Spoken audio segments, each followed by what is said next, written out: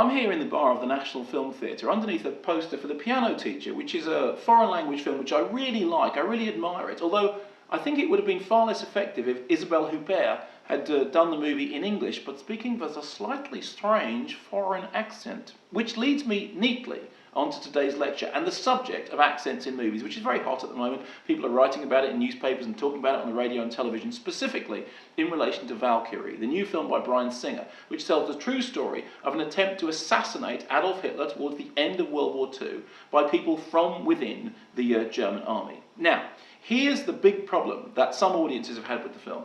Tom Cruise, who's an American, plays a German, but he speaks English. He speaks English with his normal American accent. 10 minutes. 1 for the checkpoint, 2 for the walk, 1 to the bunker, 6 to get out. Plenty of time. Alongside Tom Cruise is a veritable galaxy of British stars. Bill Nighy. We need to reorganize. Eddie Izzard. If they catch you, they will pull you apart. We have Tom Wilkinson. What did you have in mind?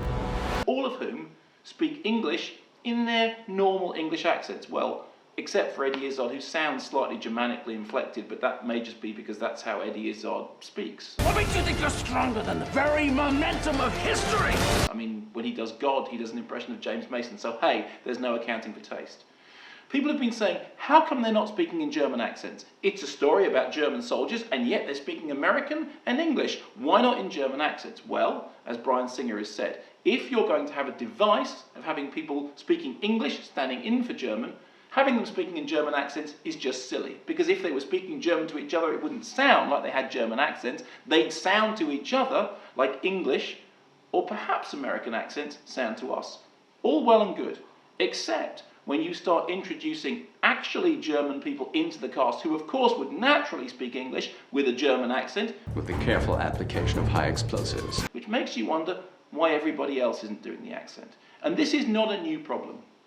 As you probably know, a big awards contender at the moment is The Reader, a terribly overrated film in which Kate Winslet plays a woman who has a relationship with a younger boy who then, it turns out, to be somebody with a terrible Nazi war guilt past. Now, throughout the movie, La Winceyette, who is, as you probably know, nominated for a Best Actress Oscar, speaks like this, with a slightly Germanic inflection to her voice when she says, you are looking at me through the open door, you are a naughty boy. You should come as a bath, as a scrubbing, as a stumping, as I've mentioned before. Now, there's a reason, apparently, for Kate speaking in that accent, which, according to Stephen Daldry, is that when she's on screen with other actors who are actually German, their accent would jar with hers if she was speaking English. So what they've attempted to do is to create a melange accent, an accent which is somewhere between English and German, so that the German cast are speaking English with as little German accent as possible, but the English cast are speaking German with just a little bit of German accent, so they meet somewhere in the middle. Let's say France, ironically. It doesn't matter what I think. It doesn't matter what I feel. Does it work? Well, up to a point.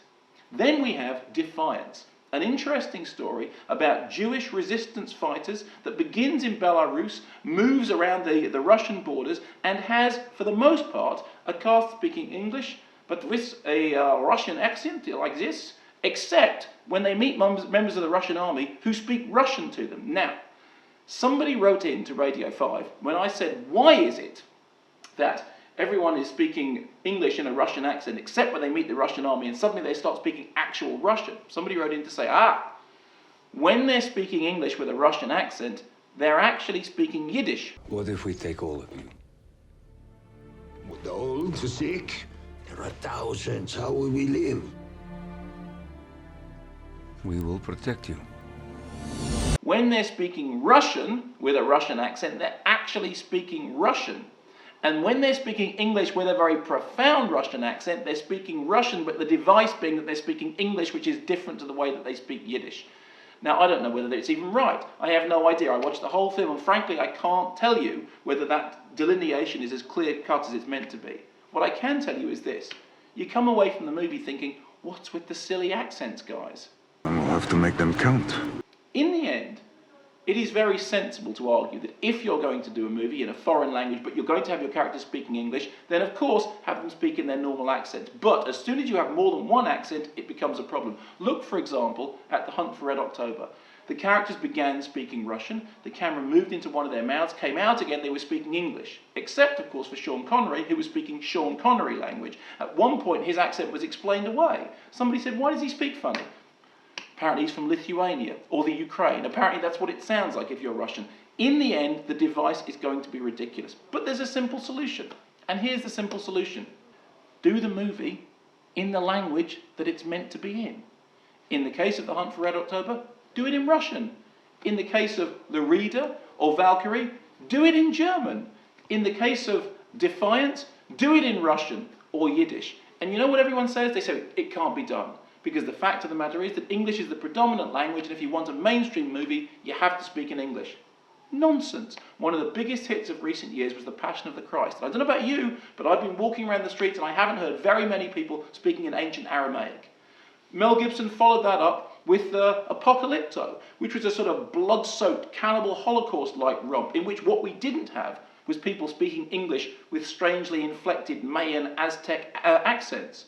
Look at Clint Eastwood. No one is more mainstream a filmmaker than Clint Eastwood. And when he makes a film about the Japanese experience of World War II, what language do they speak?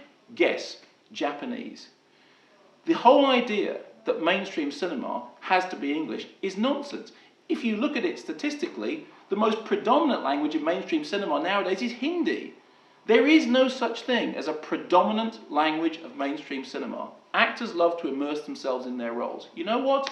Learn the bloody language.